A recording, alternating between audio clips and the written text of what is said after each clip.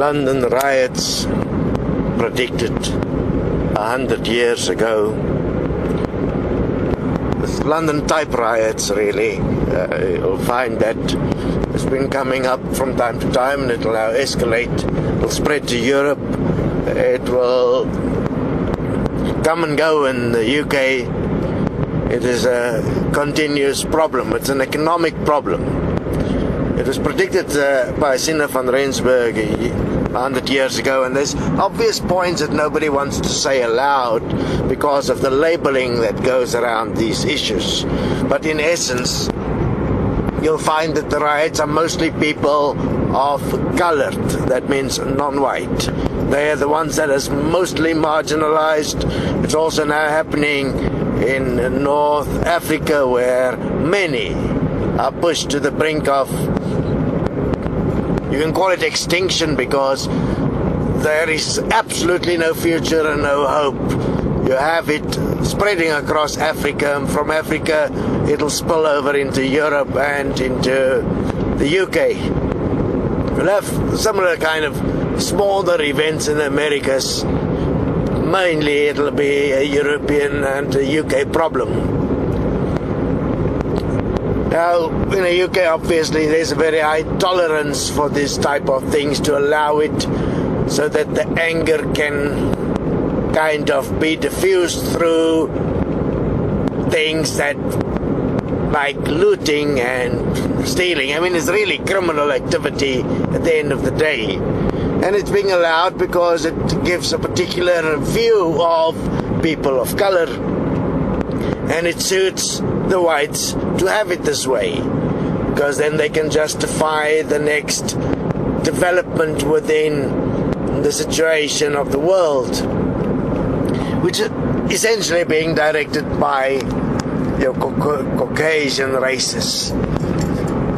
Now, understand that these things were not planned per se. The fact that it's predicted means it was programmed per se. It was done not on Earth, it was done in the design before.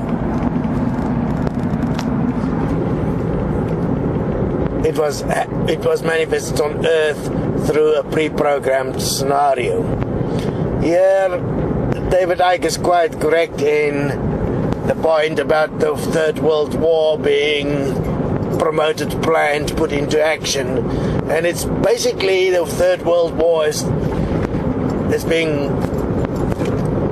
becoming more and more necessary from a certain perspective because of the economic situation, and destruction in essence is opportunity, and there is a massive amount of people suffering on Earth that cannot be accommodated by the current economic system.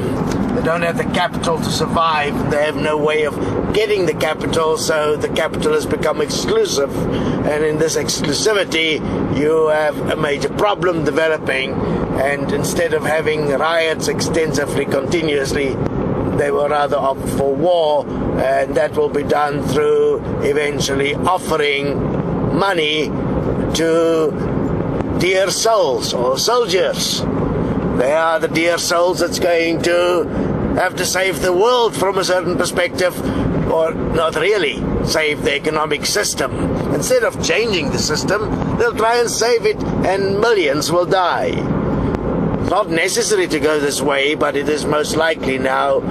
If you look at the level of brainwashing that has happened, and the inability of humanity to consider and even remotely understand equality, and the fact that one can actually change the world in a way that's best for all through an equal money system. I mean, it is just fascinating that consumerism has caused this, because consumerism through advertising and control to create a system where goods are available as cheap as possible, the ultimate greed in the name of love, has created this Third World War now.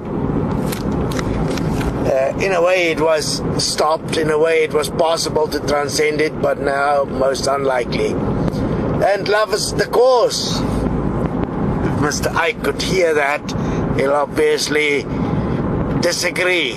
But if you go and study how love has been used to marginalize everybody into a cooperation state where goods are available as cheap as possible, but jobs are not available, you'll understand the problem of greed, and everyone that is coming up with this so-called benevolent idea to make things available as wide as possible, as cheap as possible, do not consider the amount of jobs they destroy with that.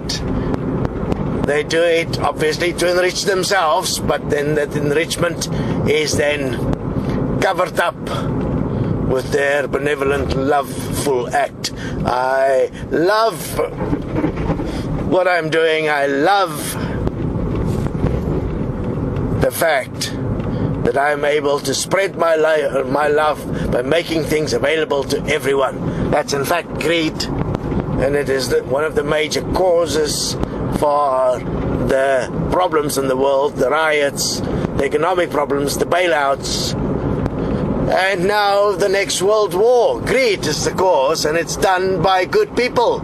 The greed of good people that is attempting to produce things in the technological age in the cheapest possible way, with the least human labor as possible, as mechanized as possible, and there you have it.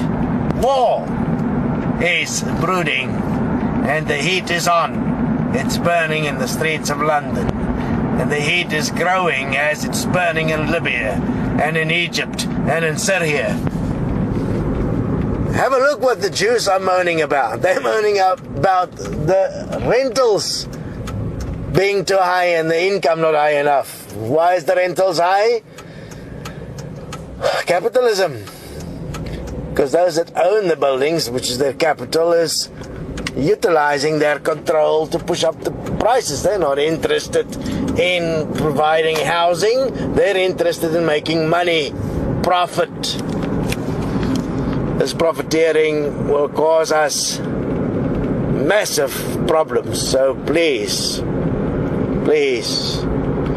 if you in any way can hear, there is a problem. This problem is going to require a global awareness, and virtually none of this awareness exists. And if we don't get this point to a point of awareness so that we can direct a new economic system and bring about a change in this world, break away from the current system of greed, this world is going to face the greatest war yet. The safest place in all of this is going to be Africa, the south of Africa. The rest of the world is going to be at war. Unfortunately, this was also predicted. That means it is hardwired into the DNA, this war, and the way it's going to play. We can change our stars, we can change our program, but at this stage, it is most unlikely. It is a sad day that there is virtually no way that we can stop it, and in a way we'll have to accept to prepare ourselves to be able to continue after this. The focus will have to be Africa, a place to go. Consider that. Join us at Destiny. One way or another, a new world will come about. Preferably not through war, but it seems to be the way. And as long as that is the way, we have to be practical, breath by breath, utilizing common sense in preparing to assist and protect as many people as possible from this absolute ludicrous insanity that is busy brewing, and that will be on our doorsteps within the next few years. It will not be yet. There is still a hope. As long as there is a hope, People will they'll still try and prevent war, but the economic system is crashing. And it has been so completely embraced as the only way that we can go forward, that there is virtually no alternative but war. And if you study economics, you'll know what I'm saying is so that the system has always replenished itself through war, and we are unfortunately spiraling down to it. It is the countdown now, which is virtually certain that war will come and engulf all of Europe and the Americas and the East. You'll probably pray and ask that God be with you. But God can't, because God has run out of money. You have a problem bigger than you can imagine. Do your research. We will be regularly give updates on the points and start to do timeline assessments so that one can see how this all accumulates into something we would all rather want to prevent. Join us at Destiny. We require a new economic system. For that, join us at equalmoney.org. Change must be born. Join us. To add to the riot point and the discontent, the question is, why were Sine van Rensburg able to predict these happenings 100 years ago?